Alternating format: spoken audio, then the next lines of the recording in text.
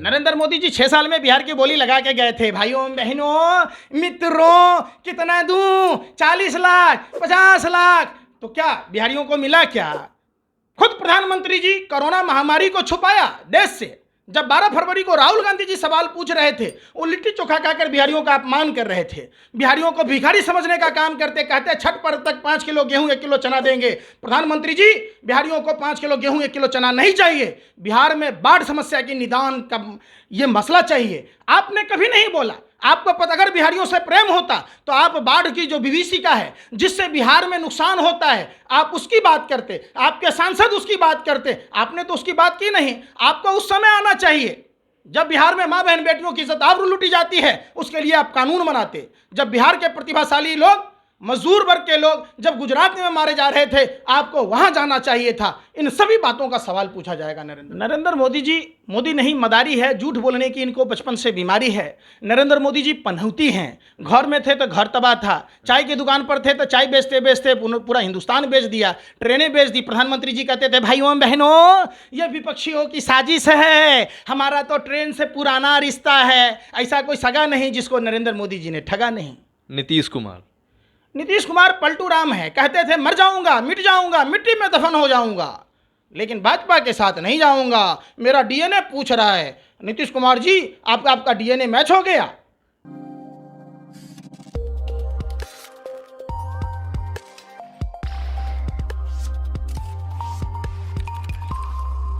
दुनिया के सबसे यंगेस्ट कंट्री के सबसे यंगेस्ट न्यूज़ चैनल यंगिस्तान में आप सबका स्वागत है। और यंगिस्तान न्यूज़ आज सबसे young social activist Pankaj Shrivastava ji के साथ में मौजूद है।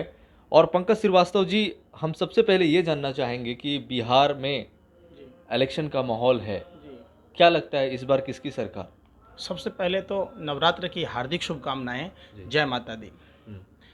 माहौल तो सरकार के जो 15 साल का कार्यकाल है उसके विपरीत है। बिहार की जनता पूछना चाह रही है, क्यों नेता चुनाव के समय आकर हिंदू मुसलमान या आतंकवाद नक्सली की बात करता है? क्यों नहीं वो नेता जिसको लोकसभा चुनाव में 39 सांसद दिए गए, जब प्रधानमंत्री जी बिहार की धरती पर आते हैं, डबल इंजन की सरकार मांगते हैं, बिहार की जनता ने ट्रिपल इंजन की सरकार दी, भाजपा, लोजपा, जदयू, ये तीनों इंजन फेल हो जाती है बिहार में। क्यों नहीं बात होती है? बिहार में हर साल जो प्रलयंकारी बाढ़ आती है जिससे बिहार को क्षति होता है, कोसी, कमला, गंडक, बागमती, महानंदा नदियों पर डैम की बात होती है।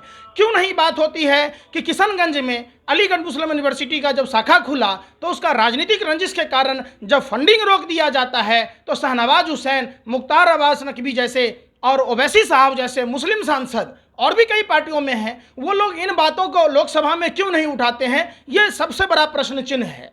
दूसरी बात कि जब बिहार के युवा, गरीब किसान के बेटे, मजदूर के बेटे जब रेलवे और बैंक में अपनी प्रतिभा, अपनी मेहनत के बदौलत जब नौकरियां पाते हैं, तो केंद्र में बैठी हुई जालिम दरिंदी सरकार, नमक हराम नमक हलाल सरकार जानबूझकर बिहार के प्रतिभाओं को रोकने का काम करती है, बैंकों और रेलवे को निजीकरण करती है, जिससे बिहार के युवा छात्र नौजवान नौकरी न पा सके।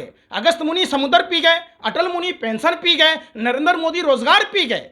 बिहारी समाज का युवा पूछता है कि क्यों रेलवे और बैंक पर इतनी बड़ी डाका डाली जा रही है? क्यों विजय मल्ल्या, नीरव मोदी, मेहुल चौकसी जैसे लोग, रामदेव बाबा जैसे लोग, सुभाष चंद्रा जो भाजपा का परिंदा, जी न्यूज का मालिक है, जिसने बैंकों में डकैती डाली जिसके कारण बैंक डिफॉल्टर हो गए, बैंक डूबने के कगार पर हो गए, ये लोग क्यों आखिर बैंक को डुबो रहे हैं? ये बहुत बड़ा एक साजिश, षड्यंत्र प्रयोग है कि बिहार के प्रतिभाओं पर अंकुश लगाने की। क्यों नहीं सवाल होता है जब 39 सांसद होने के बावजूद बिहार में एम्बुलेंस की कमी के कारण बच्चे की जब मौत हो जाती है, अगर सांसद एक एक एम्बुलेंस अस्पतालों में दिया होता तो आज एम्बुलेंस की कमी के कारण बच्चों की मौत नहीं होती। क्यों नहीं पटना विश्वविद्यालय को केंद्रीय विश्वविद्यालय का दर्जा देने की बात होती? क्यों नहीं, जब हिमाचल प्रदेश जैसा राज्य पटना कमिश्नरी के बराबर है, वहाँ हायर एजुकेशन के इतने इंस्टीट्यूट वगैरह हैं, स्कूल कॉलेजें हैं, तो क्यों नहीं बिहार में शैक्षणिक स्तर सुधारा गया? क्यों नहीं बिहार को विशेष राज्य की दर्जा दी गई? ये सवाल भाजपा नेताओं से पूछा जाता है। भाजपा नेता का आपने बात किया, अभी 2-3 दिन बाद नरेंद्र मोदी जी का बिहार में एक रैली है। क्या जब बिहार परेशान था, जब बाढ़ से लोग यहाँ पे ग्रसित थे, तब नरेंद्र मोदी जी को यहाँ आना उचित नहीं था? बहुत बड़ा सवाल आपने पूछा। क्या भाजपा के नेता, तमाम नेता, रॉयल सीक्रेट सर्विस वाले, ये भगवाधारी चड्ढी वाले, ये जो गोरे अंग्रेजों के दलाल और मुखबिरों को उस समय नहीं आना था जब बिहार के मजदूर 55 डिग्री धूप में नंगे पांव चलने को मजबूर थे? उनके हवाई चप्पल छीने गए। जो प्रधानमंत्री का नारा था, हवाई चप्पल वाले को हवाई यात्रा कराने की बात थी, एयरपोर्ट बंद कर दिए गए, रेलवे बंद कर दिया गया, बसें बंद कर दी गई, लोग मजदूर तिल तिल कर धूप में मर रहे थे। आपने देखा दरभंगा की बेटी ज्योति 13 साल की गुड़गांव से साइकिल पर अपने बीमार पिता को लेके आया। आपने देखा सासाराम की वो महिला जिनकी पति की मौत हो गई, वो घर आने के लिए कितनी जद्दोजहद कर रही थी। कहाँ थे भाजपा के सब नेता? किस बिल में छुपे थे? सुशील मोदी तो मुंह बना के आ गया, नीतीश कुमार मुंह बना के आ गया, हम असमर्थ हैं, हम ट्रेन की टिकट नहीं देंगे। इन बेशर्मों को, सत्ता के दलालों को, खुद गर्जों को इतनी शर्म नहीं आई कि 200 रुपया ट्रेन देने की तुम्हारी औकात नहीं है? तुम वेतन भत्ते ले रहे हो, मजे से घूम रहे हो, अय्याश की जिंदगी बिता रहे हो, और बिहार में इतने बड़े बड़े होर्डिंग लगा दिया। बताइए ये पैसा कहाँ से आया भैया? कहाँ से आया? भाजपा पूरे देश में अपने कार्यालय बना लिया, एक अस्पताल नहीं बनाया। इन बेशर्मों को, सत्ता के दलालों, हफ्सियों को, खुद गर्जों को, मजदूरों को के बारे में सोचने का समय नहीं था। आपने देखा भाजपा का प्रभारी भूपेंद्र यादव ने क्या कहा कि आरजेडी नक्सली पार्टी है। अरे आरजेडी में जो नेता हैं वो बिहार के हैं, बिहार के लाल हैं। आपकी राजनीतिक लड़ाई हो सकती है, आप बिहारियों को नक्सली कहकर पूरे भारत में आप बिहारियों की छवि को खराब करने का काम किए हैं। आपको भूपेंद्र यादव जी पता होना चाहिए, बिहार आर्यभट्ट की धरती है, बिहार महर्षि विश्वामित्र वाल्मीकि की धरती है, बिहार माँ सीता की जन्मस्थली है, बिहार गुरु गोविंद सिंह की जन्मस्थली है, भगवान महावीर की जन्मस्थली है, गौतम बुद्ध की ज्ञानस्थली है। बिहार क्रांतिकारियों की धरती रही है। जब बाबू वीर कुंवर सिंह का तलवार गरजता था तो गोरे अंग्रेजों के पतलून गीले हो जाते थे। मैंने बात ये पूछा कि नरेंद्र मोदी जी जब यहाँ के लोग परेशान थे उस वक्त क्यों नहीं आए, आज इलेक्शन में वो क्यों आ रहे हैं? नरेंद्र मोदी जी 6 साल में बिहार की बोली लगा के गए थे। भाइयों बहनों मित्रों, कितना दूं, 40 लाख 50 लाख, तो क्या बिहारियों को मिला क्या? खुद प्रधानमंत्री जी कोरोना महामारी को छुपाया देश से। जब 12 फरवरी को राहुल गांधी जी सवाल पूछ रहे थे, वो लिट्टी चोखा खाकर बिहारियों का अपमान कर रहे थे, बिहारियों को भिखारी समझने का काम करते, कहते छठ पर्व तक 5 किलो गेहूं 1 किलो चना देंगे। प्रधानमंत्री जी बिहारियों को 5 किलो गेहूं 1 किलो चना नहीं चाहिए, बिहार में बाढ़ समस्या की निदान का ये मसला चाहिए। आपने कभी नहीं बोला। आपको पता, अगर बिहारियों से प्रेम होता तो आप बाढ़ की जो विभीषिका है जिससे बिहार में नुकसान होता है आप उसकी बात करते, आपके सांसद उसकी बात करते। आपने तो उसकी बात की नहीं। आपको उस समय आना चाहिए जब बिहार में माँ बहन बेटियों की इज्जत आबरू लूटी जाती है, उसके लिए आप कानून बनाते। जब बिहार के प्रतिभाशाली लोग, मजदूर वर्ग के लोग जब गुजरात में मारे जा रहे थे, आपको वहां जाना चाहिए था। इन सभी बातों का सवाल पूछा जाएगा नरेंद्र मोदी जी से। विपक्ष जो है, विपक्ष सवाल पूछती है जो करंट जो गवर्नमेंट होता है उनसे। यहाँ पे जब भी इलेक्शन होता है बिहार में, विपक्ष जो है एनडीए की जो सरकार है, डबल इंजन की सरकार, उनके ही पार्टी के एक नेता ने, अभी नित्यानंद ने, आपने सुना होगा कि एक स्टेटमेंट दिया है, ट्विटर पर उनका काफ़ी ट्रोल भी हुआ है कि जो लोग आरजेडी को सपोर्ट करेंगे वो कहीं ना कहीं एक तरह के टेररिस्ट माने जाएंगे। तो क्या लगता है, इसके पहले वाले भी इलेक्शन में अमित शाह ने कहा था कि बिहार के डीएनए में दोस्त है, तो क्या बिहार के लोगों को इस तरीके से बेइज्जती करके फिर सरकार बनाना, क्या लगता है? ये कुछ समझ में नहीं आ रहा, बता सकते हैं एग्जैक्टली ये है क्या? नित्यानंद राय जी को ये पता होना चाहिए, वो गृह राज्य मंत्री हैं। दूसरे गृह राज्य मंत्री हैं जी किशन रेड्डी, और तारीपार जी गृह मंत्री हैं।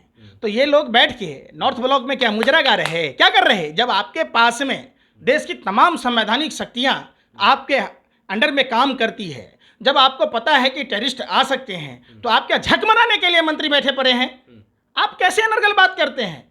ये लोग, भाजपा के लोग इसी तरीके की बात करते हैं। ये लोग बेशर्म लोग हैं, निर्लज्ज लोग हैं। एक बात बताइए, गृह राज्य मंत्री किस बात का वेतन लेता है भैया?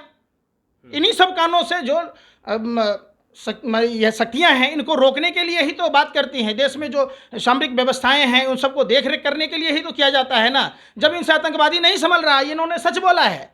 पुलवामा की घटना, डीएसपी देवेंद्र सिंह जब घटना हुई, क्यों नहीं जांच की? इसका मतलब ये जो सचार हैं, इनका आतंकवादियों से रिश्ता है। वही फारूक अब्दुल्ला वाजपेयी जी की सरकार में 6 साल मंत्री था, महबूबा बहन थी इनकी, 2.5 साल उन्होंने मुख्यमंत्री वहाँ थे मुख्यमंत्री। एक बात बताइए, महबूबा जी को और फारूक अब्दुल्ला जी को बिहार चुनाव से पहले ही नज़रबंद से क्यों रिहा किया गया, क्यों नज़रबंदी हटाई गई? ये सब सोची समझी राजनीति है, देश की जनता को समझना होगा। ठीक उसी तरीके से जो पुलवामा की घटना में डीएसपी देवेंद्र सिंह पदस्थापित था, दिल्ली चुनाव में वही डीएसपी देवेंद्र सिंह आतंकवादी ला रहा था 12 लाख रुपया लेकर। अगर वो नहीं पकड़ा जाता तो दिल्ली में पुलवामा जैसी घटना होती और ये चुनाव जीत जाते। पंकज जी, एक हम छोटा सा आज गेम खेलना चाहेंगे आपके साथ, जिसको हम रैपिड फायर बोलते हैं। हम कुछ चंद राजनीतिक के जो काफ़ी फेमस चेहरे हैं उनका हम नाम बताएंगे आपको। आप सिर्फ एक वर्ड में बताएं उनके बारे में। सबसे पहले हम स्टार्ट करेंगे नरेंद्र मोदी। नरेंद्र मोदी जी, मोदी नहीं मदारी है, झूठ बोलने की इनको बचपन से बीमारी है।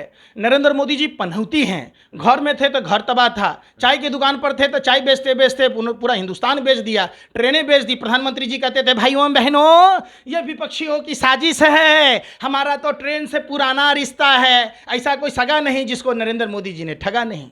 नीतीश कुमार पलटू राम है, कहते थे मर जाऊंगा, मिट जाऊंगा, मिट्टी में दफन हो जाऊंगा, लेकिन भाजपा के साथ नहीं जाऊंगा, मेरा डीएनए पूछ रहा है। नीतीश कुमार जी आपका डीएनए मैच हो गया। लालू प्रसाद यादव, देखिए सामाजिक न्याय के प्रणेता थे और इनको जिस तरीके से सीबीआई के डायरेक्टर ने कहा, आलोक वर्मा जी ने, कि मेरे पर केंद्र की सरकार का दबाव था, झूठे मुकदमों में फंसाया गया, तो चारा घोटाला में और भी कई लोग थे, तो क्यों नहीं जगन्नाथ मिश्रा वगैरह पर कार्रवाई हुई या और किसी लोगों पर कार्रवाई हुई, सिर्फ अकेला लालू जी को ही क्यों फंसाया गया, ये सवाल उठता है। दूसरी बात, लालू यादव जी ने ट्रेन में 1 रुपया टिकट कम किया था। लालू यादव जी ने बिहार में ही नहीं पूरे देश के गरीबों के लिए गरीब रथ चलाया था। तो फिर भाजपा की सरकार, जब एक बात बताइए, लालू यादव जी 1 रुपया टिकट का दाम कम करते हैं तो रेलवे हजारों करोड़ मुनाफा में होती है। रेलवे, अब जब मोदी जी की राजा हरिश्चंद्र अपने आप को कहने वाले लोग, जिस तरीके से सत्य बोलने के लिए राजा हरिश्चंद्र को जाना जाता है, झूठ बोलने के लिए, देश को बर्बाद करने के लिए नरेंद्र मोदी जी को जाना जाएगा। आज रेलवे को बेचने की जरूरत क्या पड़ी भाई, क्यों पड़ी? गिरिराज सिंह क्या है, वो तो 2 जानवर पालने की बात कर रहा था। अंबानी अडानी ने 2 जानवर पाल रखे, करोड़ों कमा रहा है। गिरिराज सिंह कोई नेता है? वो पाकिस्तान के वीजा मंत्री हैं। किस बिल में छुपे हैं? जब बिहार के मजदूर बाहर के प्रदेशों में मार खाते हैं, जब अनप्लान्ड लॉकडाउन में थे, तो गिरिराज सिंह जब पशुपालन मंत्री हैं, पशुपालन कैसे होगा? जब बिहार में बाढ़ की समस्या का निदान होगा तो खेती होगा, मत्स्य पालन होगा, पशुपालन होगा, ये घूर फिर के कहाँ वहाँ आते हैं? पप्पू यादव, देखिए पप्पू यादव जी को चाहिए कि भाजपा को हराने के लिए उनको एक गठबंधन में शामिल होना चाहिए, बोटकटवा की तरह नहीं शामिल होना चाहिए। जिस तरीके से पप्पू यादव जी ने अभी ये कैंपेन चलाया है, या ओवैसी साहब ने चलाया है, या चिराग पासवान जी ने चलाया है, ये सब भाजपा को कहीं ना कहीं फायदा पहुंचाने के लिए। लास्ट में तेजस्वी यादव, अभी भाजपा को जवाब देने में तेजस्वी यादव जी की भूमिका अग्रणी भूमिका है, और बिहार का युवा तेजस्वी यादव पर नजर गड़ाए बैठा है। हम बिहार के सभी वर्ग के लोगों से कहना चाहते हैं कि आप तेजस्वी जी को मदद करें और बिहार में परिवर्तन की बात करें। 15 साल का जो भाजपा लोजपा जदयू को हमने कर्जा दिया है, उस कर्जे का हिसाब लेने का समय है। कल का एक न्यूज़ है कि दरभंगा जिला से एक डॉक्टर मस्कूर उस्मानी साहब हैं, जिनको कांग्रेस ने इस बार विधानसभा के लिए सीट कंफर्म किया है। वहीं पे विपक्ष के जो नेता हैं बीजेपी के, उन लोगों ने एलिगेशन लगाया है कि अब जिन्ना का एंट्री हो चुका है। इसके ऊपर आप क्या कहना चाहेंगे? सबसे बड़ी सवाल है कि ये लोग वही लोग हैं 1941 में मुस्लिम लीग के फजालुल हक के साथ बंगाल प्रांत में सरकार बनाई थी। श्यामा प्रसाद मुखर्जी उस समय वित्त मंत्री थे, धर्म के आधार पर विभाजन की बात की। 1942 में भारत छोड़ो आंदोलन को चलने की बात की। 1943 में हिंदू महासभा और रॉयल सीक्रेट सर्विस वाले सिंध प्रांत में सरकार बनाए गुलाम हुसैन उद्दौला खां जिन्ना के साथ, और सिंध प्रांत में सरकार बनाने के बाद धर्म के आधार पर विभाजन की बात की। असली जो ये लोग हैं, ये अंग्रेजों के दलाल और मुखबिर लोग हैं जो देश को आज़ाद नहीं होने देना चाहते थे। एक बात बताइए, 80,000 स्वतंत्रता सेनानी बंद थे सेलुलर जेल में, तो सावरकर का क्या गोरे अंग्रेज जीजा लगता था कि फूफा लगता था, जो 60 रुपया महीना पेंशन पाता था। उस समय का 60 रुपया 6 लाख के बराबर था। क्यों दिया जा रहा था? जब नेताजी सुभाष चंद्र बोस आज़ाद हिंद फौज का गठन कर रहे थे, तब ये लोग विक्टोरिया को सलामी ठोक रहे थे और हिंदुस्तान में हिंदुओं को ये कह रहे थे कि आज़ाद हिंद फौज में नहीं जाइए। तो ये लोग शुरू से ही विदेशी शक्तियों के एजेंट के रूप में काम करते, वो भी देश के हैं उस्मानी जी। और आप इस तरीके से गिरिराज सिंह जी या कोई भी नेता अगर ट्रोल करता है तो इस तरीके का ट्रोल नहीं किया जा सकता है। ये गलत, सरासर गलत है। Thank you. चलिए बहुत बहुत धन्यवाद हम यंगिस्तान न्यूज़ में जुड़ने के लिए पंकज जी।